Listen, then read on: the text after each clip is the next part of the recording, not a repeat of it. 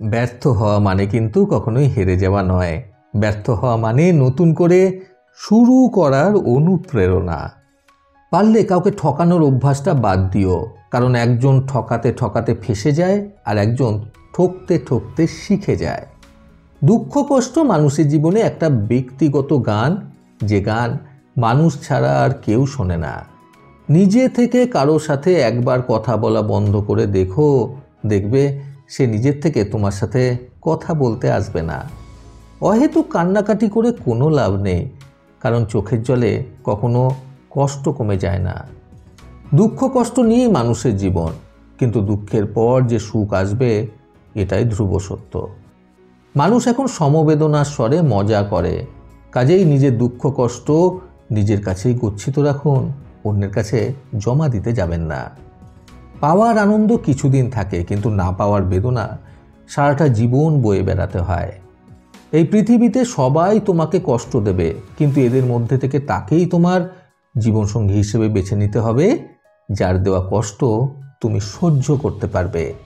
তোমার একাকী সময়টা একান্তই তোমার নিজের, কাজেই এই একাকী সময়টাকে উপভোগ করার জন্য একা থাকাটা খুবই জরুরি। সব কিছুকে একটি নির্দিষ্ট সংজ্ঞায় সংজ্ঞায়িত করা গেলেও কষ্টকে কিন্তু কোনো নির্দিষ্ট সংজ্ঞায় সংজ্ঞায়িত করা যায় না। জীবনে দুঃখ, কষ্ট, ঘৃণা এবং ভয়কে হাসি মুখে বরণ করতে পারলেই সংসার জীবনে সুখী থাকা যায়। জীবন হচ্ছে মৃত্যুর ঘনিষ্ঠ বন্ধু, এরা একে অপরের খুব কাছে থাকে। জীবনে অসৎ আনন্দের চেয়ে পবিত্র বেদনা অনেক শ্রেয়।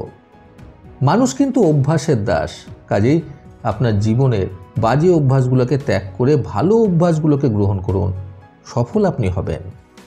আমরা তো বারবার ঠকে যাই তাদের কাছেই যাদের আমরা মন থেকে ভীষণ বিশ্বাস করে থাকি।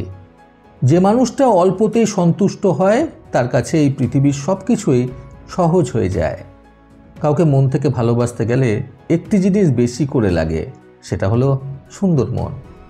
যারা আজকাল বানিয়ে বানিয়ে খুব সুন্দরভাবে মিথ্যা কথা বলতে পারে তাদেরকেই মানুষ চট করে বিশ্বাস করে নেয়।